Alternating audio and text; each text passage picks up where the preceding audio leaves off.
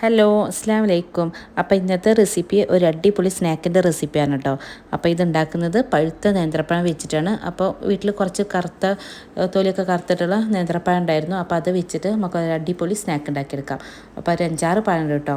അതിങ്ങനെ കഷ്ണങ്ങളാക്കിയിട്ട് നാവിയിലൊന്ന് പുഴുങ്ങിയെടുക്കണം. നമ്മൾ ഉന്നക്കായ്ക്കൊക്കെ പുഴുങ്ങിയെടുക്കില്ലേ, അതേപോലെ ഒന്ന് പുഴുങ്ങിയെടുക്കാം. അപ്പോൾ അത് പുഴുങ്ങുന്ന സമയം കൊണ്ട് നമുക്ക് ഇതിലോട്ടുള്ള ശർക്കര ഒന്ന് ഉരുക്കിയെടുക്കണം. അപ്പോൾ ഞാനിവിടെ 3 അച്ചി ശർക്കര എടുത്തിട്ടുണ്ട്. അത് നമുക്ക് കുറച്ച് വെള്ളം ഒഴിച്ചിട്ട് ഒന്ന് ഉരുക്കിയെടുക്കാം കേട്ടോ. ഇനി ഒരു പാൻ വെക്കാം. പാനിലോട്ട് 1 ടേബിൾ സ്പൂൺ നെയ്യ് ചേർത്ത് കൊടുക്കാം. നെയ്യിലോട്ട് നിങ്ങളെ കയ്യിലുള്ള നട്ട്സ് ഏതാച്ചാൽ ചേർത്ത് കൊടുക്കാം കേട്ടോ. ഞാനിവിടെ കുറച്ച് അണ്ടിപ്പരിപ്പും ബദാമും കൂടിയാണ് നെയ്യിലൊന്ന് റോസ്റ്റ് ചെയ്തെടുക്കുന്നത്. അപ്പോൾ അതൊന്ന് റോസ്റ്റായി വരുന്ന സമയത്ത് ഞാൻ ഇതിലോട്ട് കുറച്ച് മുന്തിരിയും കൂടി ഇട്ട് കൊടുത്തിട്ടുണ്ട് കേട്ടോ. നമ്മളെ കിസ്മിസ് ഉണ്ടല്ലോ, അതും കൂടി ചേർത്തിട്ട് ഇതെല്ലാം കൂടി ഒന്ന് നന്നായിട്ടൊന്ന് റോസ്റ്റ് ചെയ്തെടുക്കുകയാണ്. ഇനി നമുക്ക് ഇതിലോട്ട് 1 കപ്പ് തേങ്ങയാണ് ചേർത്ത് കൊടുക്കുന്നത്. അത് ഈ നട്ട്സിലിട്ടിട്ട് നമുക്ക് നന്നായിട്ടൊന്ന് തേങ്ങയും കൂടി ഒന്ന് റോസ്റ്റ് ചെയ്തെടുക്കണം കേട്ടോ. അപ്പോൾ 1 കപ്പ് തേങ്ങ എടുത്തിട്ടുണ്ട്. ഇത് നമ്മൾ പഴത്തിലോട്ടുള്ള ഫില്ലിംഗ് ആണ് ഇപ്പോൾ റെഡിയാക്കിക്കൊണ്ടിരിക്കുന്നത്. അപ്പോൾ തേങ്ങയും കൂടി ഇട്ടിട്ട് നമുക്ക് നന്നായിട്ടൊന്ന് റോസ്റ്റ് ചെയ്തെടുക്കാം. അപ്പോൾ അതിന് മുന്നേ ചാനൽ ആരെങ്കിലും സബ്സ്ക്രൈബ് ചെയ്ത് കാണുന്നുണ്ടെങ്കിൽ ഒന്ന് സബ്സ്ക്രൈബ് ചെയ്തേക്കണേ. അതുപോലെ തന്നെ തൊട്ടടുത്തുള്ള ബെല്ലൈക്കൻ ക്ലിക്ക് ചെയ്യാൻ മറക്കരുത് കേട്ടോ. ബെല്ലൈക്കൻ ക്ലിക്ക് ചെയ്യുമ്പോൾ അതിൽ ഓൾ എന്ന ഓപ്ഷൻ വേണം ക്ലിക്ക് ചെയ്യാൻ. അപ്പോൾ ഇതിൻ്റെ വീഡിയോസൊക്കെ നിങ്ങൾക്ക് അപ്പം തന്നെ നോട്ടിഫിക്കേഷനായി കിട്ടുള്ളൂ. ഇനി ഇതിലോട്ട് നമ്മൾ ഉരുക്കി വെച്ചിരിക്കുന്ന ശർക്കര ഉണ്ടല്ലോ, അതിൽ നിന്ന് കുറച്ചൊന്ന് ഒഴിച്ചിട്ട് നമുക്ക് ഇത് നന്നായിട്ടൊന്ന് വറ്റിച്ചെടുക്കണം കേട്ടോ. അപ്പോൾ ഞാൻ മുഴുവനായിട്ട് എടുത്തില്ല, കുറച്ച് ശർക്കര പാനി മാത്രമേ ഒഴിച്ചെടുത്തിട്ടുള്ളൂ. എന്നിട്ട് നമുക്ക് ഈ തേങ്ങയും ഈ നട്ട്സും ഈ ശർക്കര പാനിയിൽ നന്നായിട്ടൊന്ന് വറ്റിച്ചെടുക്കണം കേട്ടോ. അപ്പോൾ കണ്ട ഈ ഒരു പരുവായി കിട്ടണം. അതിനുള്ള വെള്ളത്തിൻ്റെ അംശമൊക്കെ ഒന്ന് വറ്റി കിട്ടണം കേട്ടോ. ഇപ്പോൾ നമ്മളെ ഫില്ലിങ് റെഡി ആയിട്ടുണ്ട്. ഞാൻ സ്റ്റവ് ഓഫ് ചെയ്തിട്ടുണ്ട്. ഇനി നമുക്ക് നമ്മുടെ പഴം നന്നായിട്ടൊന്ന് ഉടച്ചെടുക്കണം കേട്ടോ. അപ്പോൾ ഒരു സ്മാഷർ വെച്ചിട്ട് നമുക്ക് ഈ പഴം നന്നായിട്ടൊന്ന് ഉടച്ചെടുക്കാം. അപ്പോൾ ഇതേപോലെ നന്നായിട്ട് കട്ട ഒന്നും ഇല്ലാണ്ട് നന്നായിട്ടൊന്ന് ഉടച്ചെടുക്കുക. അപ്പോൾ കണ്ട ഈ ഒരു പരുവത്തിലായിരിക്കും ഞങ്ങളുടെ പഴം കിട്ടുക. ഇനി നമുക്കൊരു പാൻ വയ്ക്കാം. ഒരു സോസ് പാന് അല്ലെങ്കിൽ ഒരു ഫ്രൈ പാൻ എടുത്താലും മതി. ഇനി ഇതിൽ നമുക്ക് കുറച്ചൊരു നെയ്യൊന്ന് സ്പ്രെഡ് ചെയ്തെടുക്കാം കേട്ടോ. ഇപ്പോൾ നമ്മളിതൊരു കേക്ക് ഉണ്ടാക്കുന്ന പോലെയാണ് നമ്മൾ ചെയ്തെടുക്കുന്നത്. അപ്പോൾ നമുക്ക് കേക്ക് ടിന്നും ഉപയോഗിക്കാം കേട്ടോ. അപ്പോൾ ഞാൻ ഒരു പാൻ എടുത്തിട്ട് അതിൽ നന്നായിട്ട് നെയ്യ് എല്ലായിടത്തും സൈഡിലൊക്കെ നന്നായിട്ട് തന്നെ നെയ്യ് സ്പ്രെഡ് ചെയ്ത് കൊടുക്കുക. എന്നിട്ട് നമുക്ക് ഇതിൽ നിന്ന് പഴത്തിൽ നിന്ന് 1/4 ഭാഗം ഞാൻ ഇട്ട് കൊടുക്കുന്നുണ്ട്. അത് നമുക്ക് ഇതേപോലെ വീഡിയോയിൽ ഞാൻ ചെയ്യുന്ന പോലെ ഇങ്ങനെ നിരത്തി കൊടുക്കാം കേട്ടോ. ആ സൈഡിലോട്ടൊക്കെ നന്നായിട്ടൊന്ന് ആക്കി കൊടുക്കണം. നന്നായിട്ട് ഇതേപോലെ സ്പൂണ് വെച്ചിട്ട് നന്നായിട്ട് തന്നെ പ്രസ് ചെയ്ത് നന്നായിട്ട് അതിൻ്റെ അടിഭാഗം മൊത്തം നമുക്ക് ഈ പഴം വെച്ചിട്ടൊന്ന് കവർ ചെയ്തെടുക്കണം കേട്ടോ.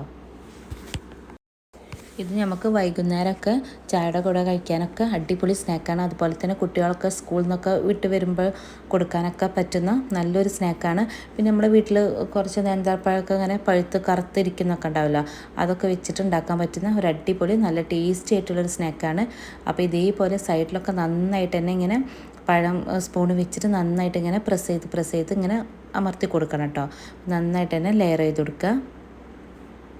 അപ്പോൾ നമ്മൾ നേന്ത്രപ്പഴം വെച്ചിട്ട് വെറൈറ്റി ആയിട്ടുള്ള കുറേ സ്നാക്സ് ഉണ്ടാക്കിയിട്ടുണ്ട്. അപ്പോൾ എൻ്റെ ചാനലിൽ തന്നെ ഉണ്ട് കേട്ടോ.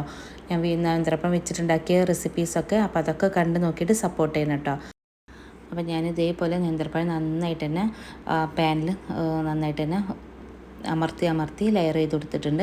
ഇനി നമുക്കിതിൻ്റെ മുകളിലായിട്ട് നമ്മൾ ഉണ്ടാക്കി വെച്ചിരിക്കുന്ന ഫില്ലിംഗ് ഉണ്ടല്ലോ, അത് ചേർത്ത് കൊടുക്കാം.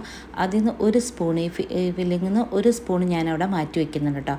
അത് നമുക്കതിൻ്റെ മുകളിൽ ഒരു ഡെക്കറേഷന് വേണ്ടിയിട്ട് ഇട്ട് കൊടുക്കാൻ വേണ്ടിയിട്ടാണ്. പിന്നെ ഈ ഫില്ലിങ് ഇടുമ്പോൾ പ്രത്യേകം ശ്രദ്ധിക്കുക, കൂടുതൽ സൈഡിലോട്ടാണ് ഇട്ട് കൊടുക്കണ്ട കേട്ടോ. അപ്പോൾ ഇങ്ങനെ അതിന് നടുക്ക ഭാഗത്തായിട്ട് ഇട്ട് കൊടുത്താൽ മതി. ഇനി ഇതിൻ്റെ മുകളിൽ നമുക്ക് ബാക്കി വരുന്ന പഴത്തിൻ്റെ മിക്സ് ഉണ്ടല്ലോ, അത് ഇതേപോലെ നന്നായിട്ട് ആ ഫില്ലിങ് കവറാവുന്ന പോലെ നന്നായിട്ട് കവർ ചെയ്തെടുക്കുക കേട്ടോ. അതിങ്ങനെ സ്പൂൺ വെച്ചിട്ട് ഇതേപോലെ ചെയ്തെടുത്തിട്ടുണ്ടെങ്കിൽ പതുക്കെ ചെയ്തെടുത്താൽ മതി കേട്ടോ. അപ്പോൾ നമ്മൾ സ്പീഡിൽ ചെയ്തെടുക്കണമെങ്കിൽ ആ ഫില്ലിങ് കൂടെ സ്പൂണുമ്പോൾ അങ്ങനെ ഒട്ടിപ്പോരും. അതുകൊണ്ട് ഇങ്ങനെ പതുക്കെ നന്നായിട്ട് ഇങ്ങനെ അത് ഒരേ ലെവലിൽ ലെയർ ചെയ്ത് കൊടുക്കുക. ഇപ്പോൾ കണ്ടോ, ഫില്ലിങ് കാണാത്ത രൂപത്തിൽ ഞാൻ പഴം വെച്ചിട്ട് ഫില്ലിങ്ങൊക്കെ കവർ ചെയ്തെടുത്തിട്ടുണ്ട്.